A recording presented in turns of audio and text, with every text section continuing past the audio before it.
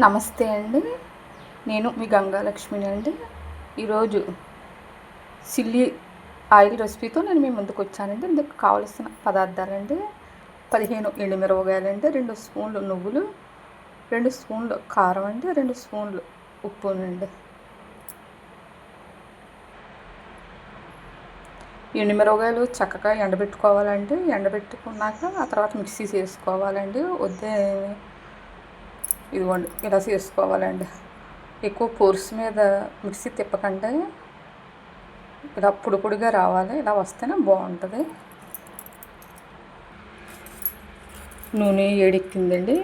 బిర్యానీ ఆకు వేస్తున్నాను. మనం బిర్యానీలో వేసుకుంటాం కదా, పువ్వు. ఇదిగోండి దాల్చిన చెక్క వేస్తున్నాను. కొద్దిగా మిరియాలు కూడా వేస్తున్నాను. ఇదిగోండి ఈ ఫ్లేవర్ కోసం తీసేస్తున్నాను.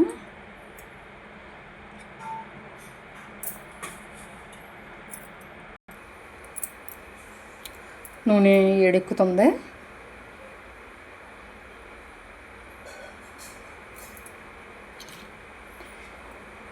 ఇది నూనె బాగా ఎక్కువగా ఉండాలి.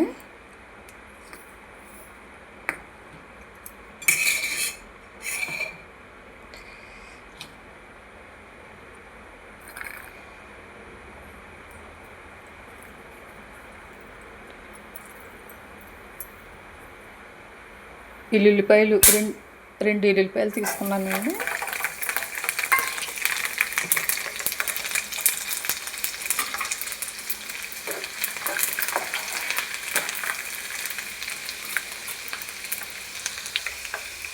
ఇప్పుడు ఉల్లిపాయ కూడా వేస్తున్నాను. ఒక ఉల్లిపాయ వేసాను. ఇవి బాగా ఏగిపోవాలి. చూసారా ఎంత బాగా ఏగినాయో అండి. ఇప్పుడు నేను మెంతు కాడలు వేస్తున్నానండి. కాడలు చాలా బాగుంటాయి.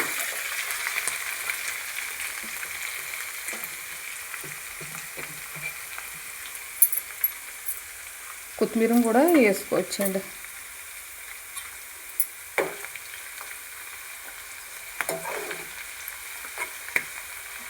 ఆకుల కన్నా కాడలు బాగా ఫ్లేవర్ ఎక్కువగా ఉంటుంది.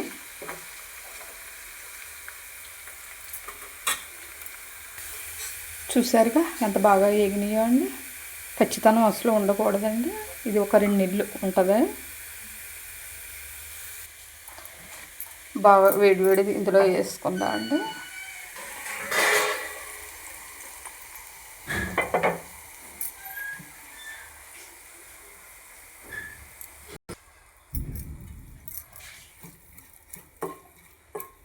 చూసారా అండి ఎంత కలర్ఫుల్గా ఉందో. చూడండి ఎంత చక్కగా వచ్చిందో అండి. ఇదిగోండి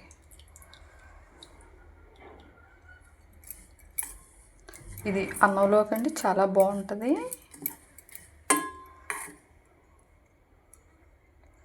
2 నెలలు 3 నెలలు ఉంటుందండి. ఓ దాంట్లో సీసాలో స్టోర్ చేసుకుంటాయండి. చాలా బాగుంటుంది. చిల్లీ ఆయిల్ రెసిపీ రెడీ అండి. ఇది ఒక సీసాలో పోసుకుందాం అండి.